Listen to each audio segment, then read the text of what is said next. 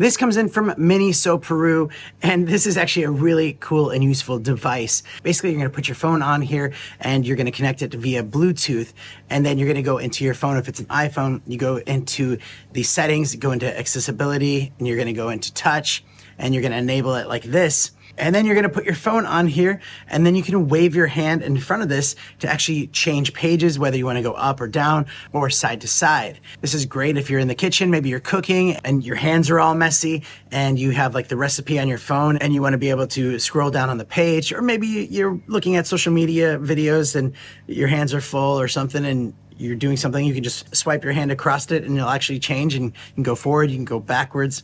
It's a really useful device, and there's a lot more ways that you can use this and utilize it. I do like that you can spin this thing 360 degrees all the way around, and it has really nice hinges, so you can set this kind of at the angle that you want to be viewing it. So really nice quality, very strong, and yeah, it's very fun. I highly recommend it if you're looking to easily scroll through things on your phone, and thanks for watching.